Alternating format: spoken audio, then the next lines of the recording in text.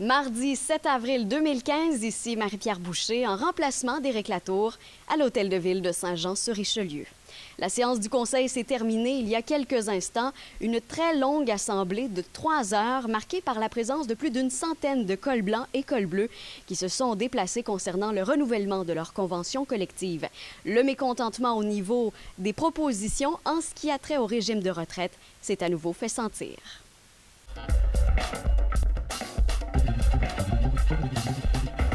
Bonsoir, M. le maire. Bonsoir. Membre du Conseil. Jocelyn Bourdon, président du syndicat des cols blancs de la Ville de Saint-Jean. Je vais me faire le porte-parole ce soir des cols blancs et des cols bleus. On ne voulait pas. Non, la misère avec mon micro. Ça va? OK. Je vais me faire le porte-parole des cols blancs et des cols bleus ce soir. On ne voulait pas monopoliser la période de questions. On voulait laisser les citoyens poser les questions qu'ils jugent nécessaires de poser. Donc, je voudrais remercier aussi les gens dans la salle. Là. On est plus de 150 cols blancs et cols bleus à s'être déplacés ce soir pour venir poser des questions. Donc, Ben oui.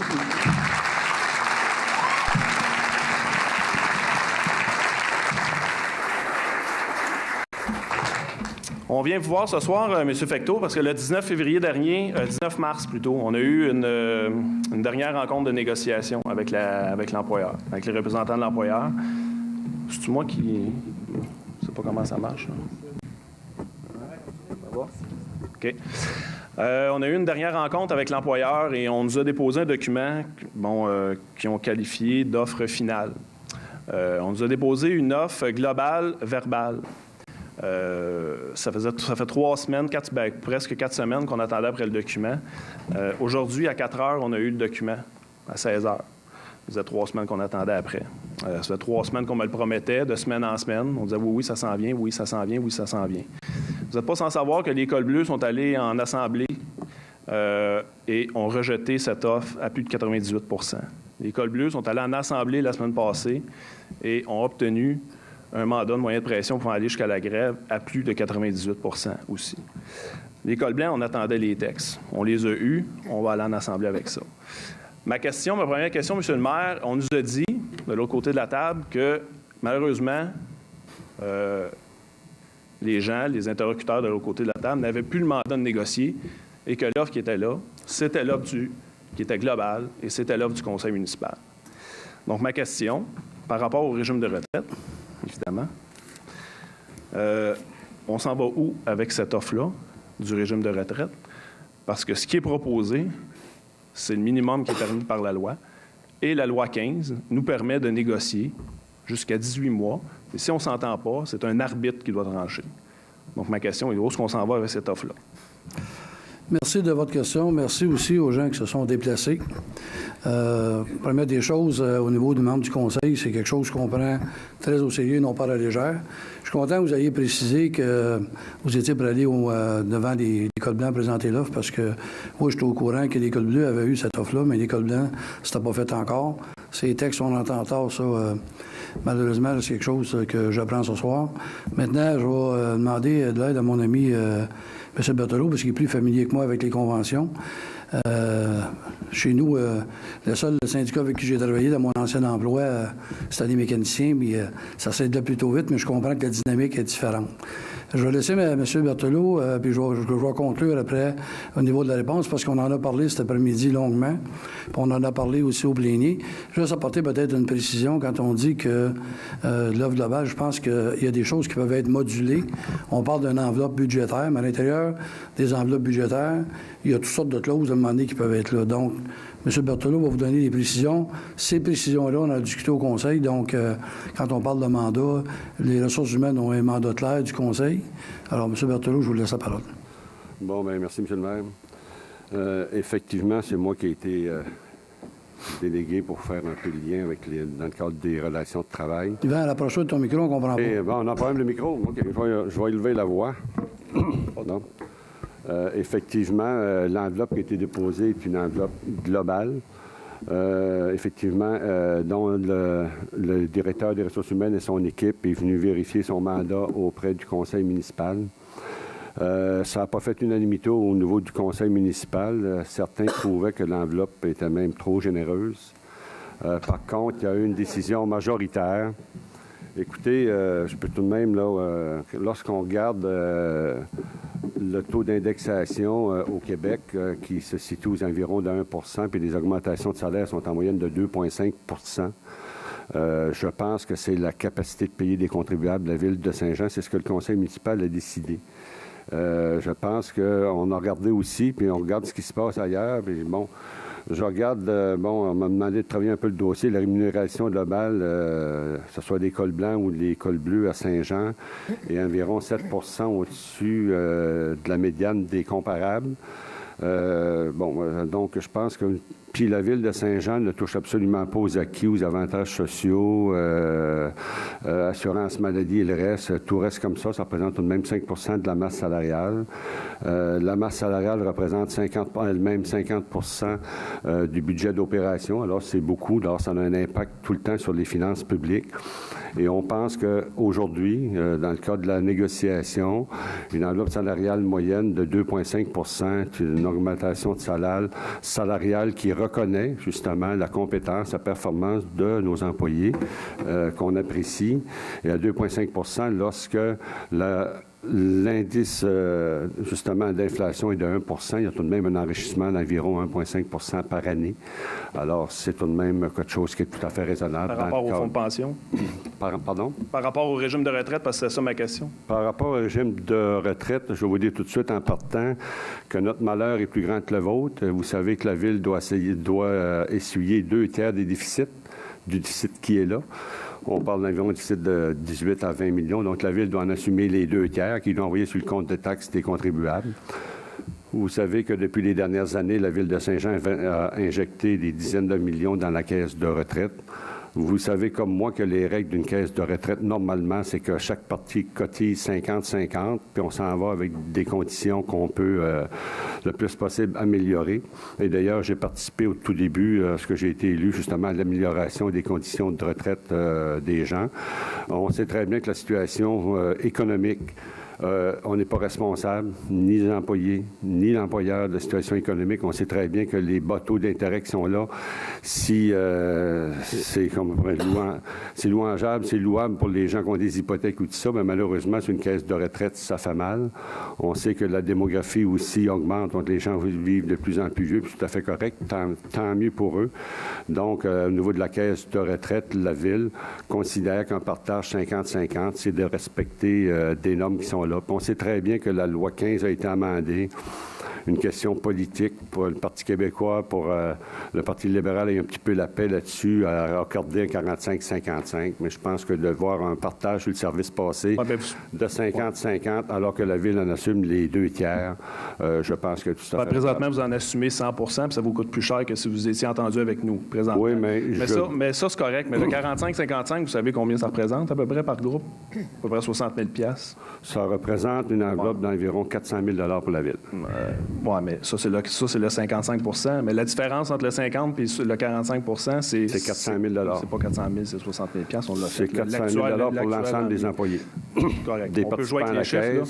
C'est correct. Mais là, par rapport à l'offre présentement qui a été déposée, là, il est où notre pouvoir de négociation là-dedans? La loi prévoit la négociation, puis on ne peut même pas rien négocier. Vous êtes venu mettre des choses là-dedans que la loi ne prévoit même pas, dont le plafonnement à 21 %. On était prêts, on était ouvert depuis le début des négociations. Puis je suis venu vous voir, M. Fecteau, au lendemain de votre élection. On l'avait dit. On l'a levé, le drapeau. Là. On le sait qu'il y a un problème avec le régime de retraite. On veut le régler. Vous étiez prêts, il y a 1 an et demi, à assumer 100 % du déficit passé. 100 %. Aujourd'hui, on n'est même pas capable de s'asseoir ensemble, comme la loi le prévoit, puis de négocier. On a fait des concessions, autant sur notre côté que sur votre côté. On a eu des négociations. La convention est presque réglée. C'est réglé. Il reste juste le régime de retraite.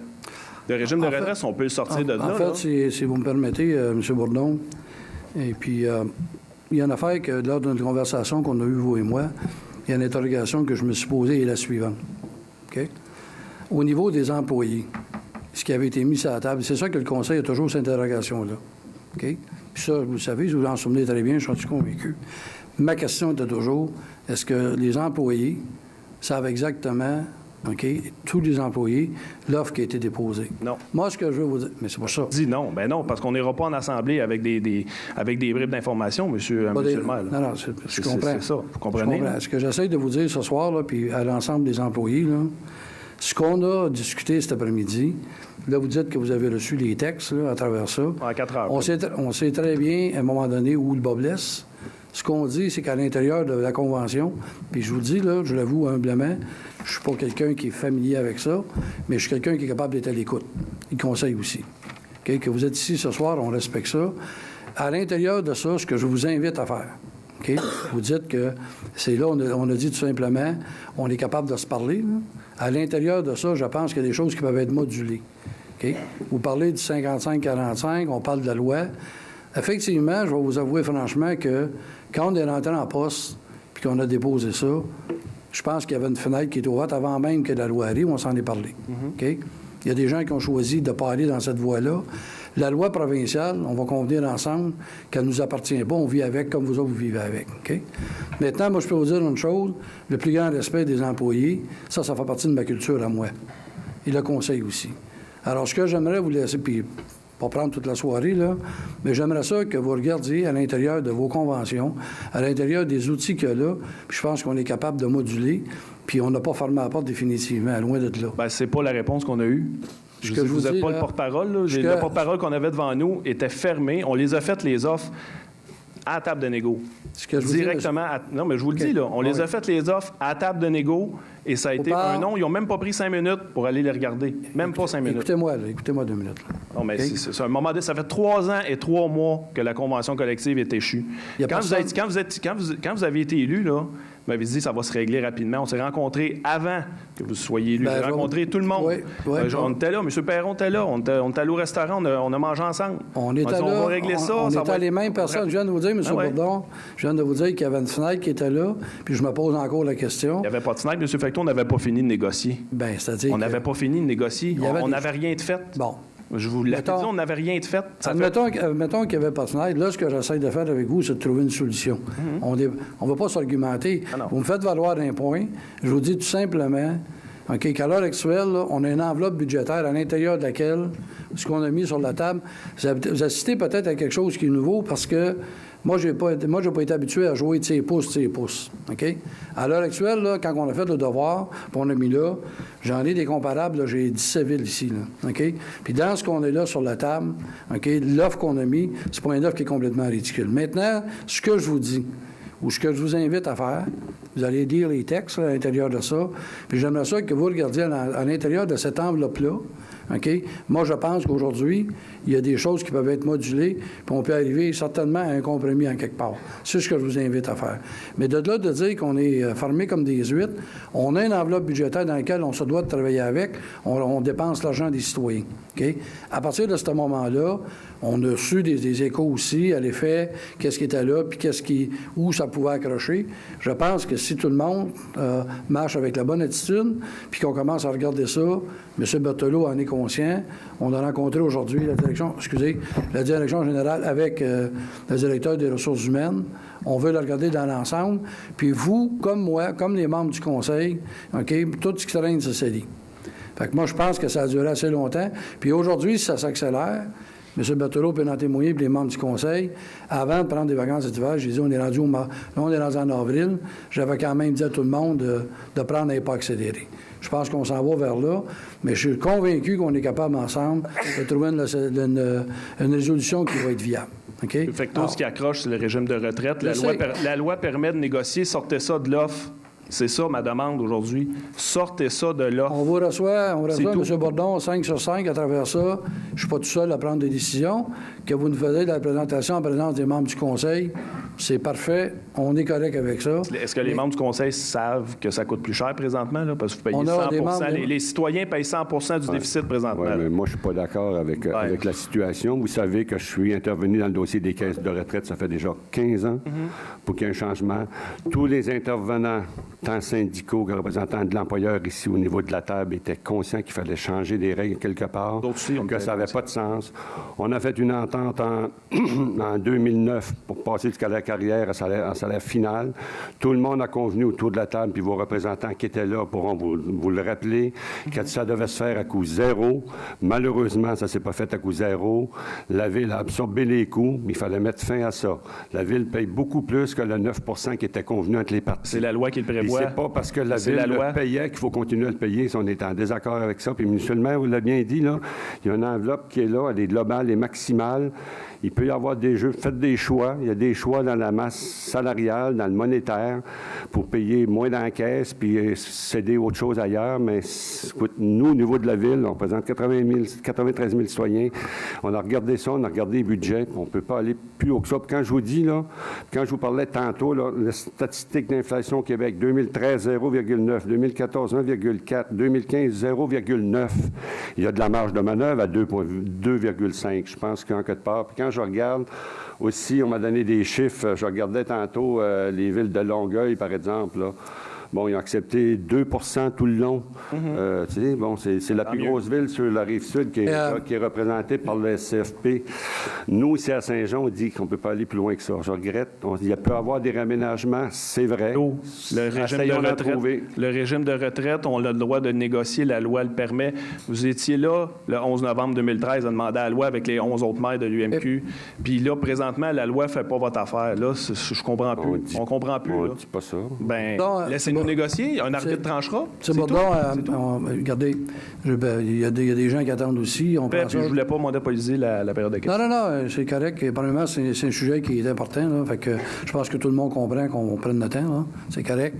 Mais regardez, à l'intérieur de ça, on était avec nos gens aujourd'hui. Vous avez reçu au niveau des documents. Ce que je vous invite à faire, c'est regarder, tout le monde doit se parler. Là, OK?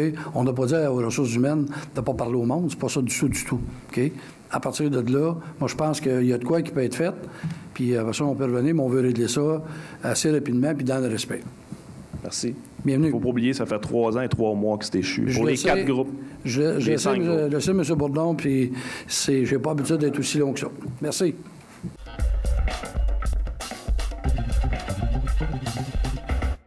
François Blais, 301 Savard. Je vais garder ma deuxième question de transport en commun pour la deuxième période. Monsieur le maire, j'étais venu le dernier conseil municipal il y a 3 semaines et on était supposé de me faire parvenir les documents qui soutenaient la décision d'installer un panneau d'arrêt sur le coin de Decastel puis France. J'ai reçu aucune documentation encore. C'est l'Assemblée que tu as présidée? Hein? Oui, j'avais demandé à... OK, on va s'assurer que ça vous a acheminé, M. Blais. Est-ce que je Pardon? peux... Je l'ai noté. OK, on va le noter, monsieur, parce que j'étais pas là la dernière assemblée. Fait que je peux compter là-dessus cette semaine? Tout à fait. OK. Puis pour juste renchérir avec les citoyens de la rue France, honnêtement, là, je pense... La rue France, on convient là, qu'elle est due pour une réfection majeure. Oui, tout à fait. Mais honnêtement, la rue France, là, c'est une zone sinistrée en face du parc. Là. Puis je l'avais mentionné la semaine dernière, pas la semaine dernière, mais il y a 3 semaines. Monsieur Savard a exactement signifié que la rue France, c'était une zone sinistrée, mais il n'y a pas rien eu d'action corrective, tout au moins pour enlever les trous ou faire quelque chose pour que ça ne soit pas pénible.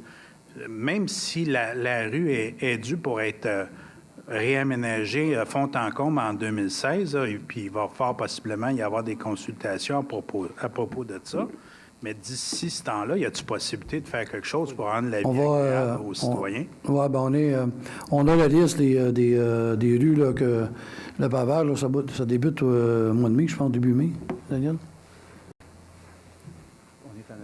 On est en appel d'offres là-dessus.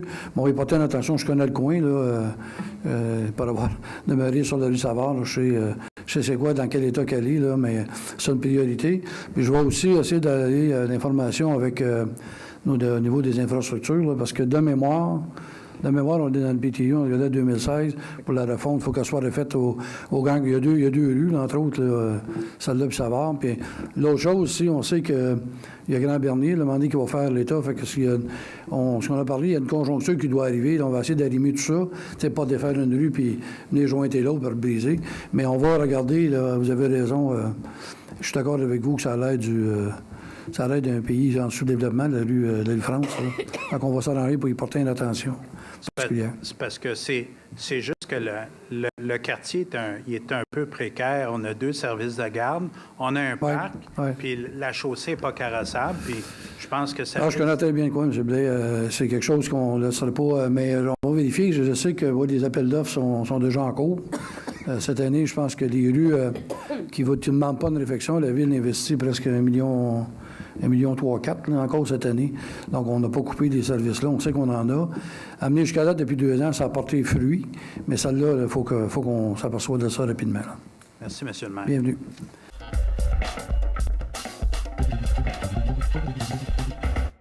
C'est l'endroit. Je veux juste réitérer aussi pour ma position concernant je crois encore un peu de la même façon. Et pour moi, c'est juste une question de... C'est une question de position initiale. C'est une question aussi en même temps de... Lorsqu'on négocie un contrat, je suis sûr et certain que les gens qui ont été mis dans ce contrat ont travaillé de façon très forte et je pense dans un objectif qui était quand même sain. Lorsque j'en ai confiance. Mais de l'autre côté, il faut être sûr et certain que lorsqu'on négocie un contrat, dans une situation comme ça, on n'est pas tous des experts là-dedans. Puis justement, l'appel d'offres nous permet d'avoir un meilleur rapport, des fois au moins de revoir ça. Donc, ma position reste la même face à cette situation-là. De l'autre côté, écoutez, le 16 avril s'en vient grandement. J'ai aimé les points de Mme Goudreau qui nous a rappelés ce soir, donc j'aimerais peut-être qu'on regarde au niveau de la direction générale, juste revoir avec Acertis, là, juste pour être sûr que les dépôts de mémoire, juste de voir la façon qu'on pourrait les mettre publics dans les dépôts de mémoire, de la même façon aussi que pour voir si, au niveau du nombre de 3, si les citoyens se sentent mal à l'aise face à ça, je vois pas de problème à ce qu'on ajoute un certain nombre pour que les gens se sentent à l'aise. Et à revoir aussi peut-être pour pouvoir ceux qui veulent bien le filmer pour que ces gens, et surtout que l'objectif de cette consultation-là se trouve à avoir l'opinion de tous et chacun. Et j'invite aussi en même temps monsieur Rémillard, si vous voulez bien vous présenter, on va être là pour vous écouter.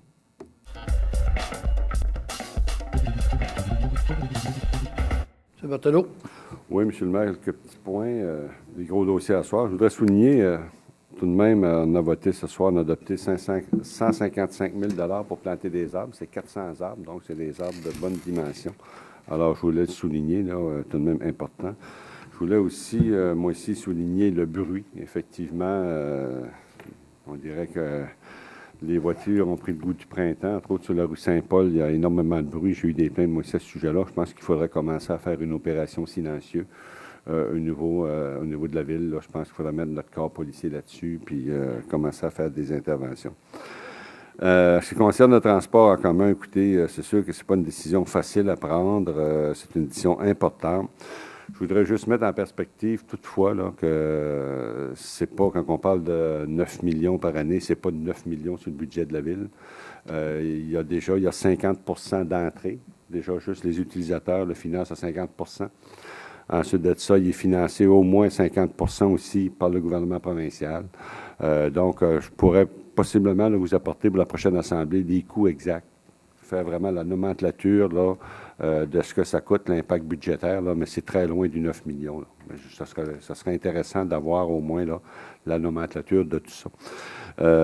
Moi, ce qui me concerne, je pense que c'est une bonne chose. Je sais qu'on est avec Transdev depuis un bon petit moment. Moi, je sais par expérience que ça a pris au moins 6 ans à arriver à une maturité contractuelle, c'est-à-dire avoir un service de transport en commun qui est efficace, qui est satisfaisant. Puis, je le répète, on a fait un sondage, et je pense qu'il y a 3 ans, un taux de satisfaction de 91 Alors, on améliore encore le service. On a le service le dimanche, des autobus plus performants, plus économiques, et le reste. Alors, moi, je pense qu'il faut miser là-dessus. Puis, notre comité nous a fait des rapports régulièrement. Et puis, ils ont comparé ce qui se passait ailleurs, ce qui se faisait. Puis, il n'y aurait pas eu vraiment d'économie à faire avec un autre transporteur, sauf qu'on aurait pu se ramasser avec un cow-boy qui aurait commencé. Mais il aurait fallu recommencer pendant 6 ans, puis avoir un taux de satisfaction de peut-être à 40 ou à 50 Et notre défi, M. le maire en parlait tantôt, il y a peut-être une fréquentation de 5 %, mais notre défi, c'est de le monter peut-être à 6, à 7, à 8, puis bon. Puis je pense en ayant un transporteur qui est fiable, qui a un gros taux de satisfaction, mais je pense qu'on met des chances de notre côté pour effectivement, pour que notre transport en commun soit encore plus collectif qu'il l'est présentement. D'autres dossiers majeurs, juste des petites précisions. Monsieur le maire, tantôt, on a parlé de négociations de caisse de retraite dans l'enveloppe budgétaire. Bon, loin de nous de négocier sur la place publique. Tout de même, il y avait tout de même un message qui était clair. Le conseil municipal ne peut pas déposer des augmentations de salaire de plus qu'environ 2,5 % compte tenu du contexte et compte tenu surtout de l'inflation qui est environ à 1 %. Je pense que déjà, il y a une certaine orientation qui est généreuse. Puis, on vient souvent au niveau de la caisse de retraite. Moi, je peux vous dire qu'au niveau de la caisse de retraite, déjà, en 1999, on était dans les belles années où il y avait des surplus. Et on utilisait les surplus pour effectivement améliorer la caisse. À partir de l'an 2000, mais il y avait la bulle technologique, ça s'est effondré. Puis là, une mauvaise nouvelle a commencé à rentrer. Ce que tout le monde pensait durer 3 ans, 5 ans, ça fait 15 ans que ça dure. Alors, ce n'est pas la faute à personne. Et la Ville a dû adopter des mesures pour effectivement combler les déficits. Alors, on a mis des dizaines de millions dans la caisse.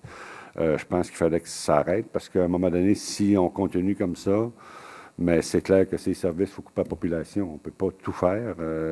L'argent, on n'en imprime pas. Alors, je pense que ce qui est là est tout à fait raisonnable. Puis je pense qu'on devrait très certainement, lorsque nos employés vont prendre vraiment connaissance des offres qui sont sur la table, moi, je pense qu'on va arriver à une entente très prochainement parce que je pense que ce qu'on a déposé, je pense que c'est le bon sens. Je pense qu'on a vu que nettement au-dessus de l'inflation, on a vérifié toutes les villes comparables. On a vérifié, je mentionnais Longueuil tout à l'heure, parce que Longueuil, c'est les membres du SFP qui sont là. Ils sont, je ne sais pas combien de centaines, là, milliers. Et puis, ils ont accepté des augmentations de 2 % par année. Alors, je pense qu'en quelque part, on est à 2,5 %. Je comprends qu'au niveau de la caisse, puis je voudrais apporter un correctif, parce qu'au niveau de la caisse, tantôt, je disais qu'on absorbait 66 % de la caisse. C'est inexact. C'est 75 % parce qu'on absorbe complètement le passif des retraités et on absorbe 50 % des actifs. Donc, c'est 75 % et non pas 66 %. Alors, c'est encore plus important, puis je pense qu'on ne peut vraiment pas aller plus loin que ça. C'est vraiment, ça ne serait pas viable au niveau financier pour la Ville. Merci beaucoup.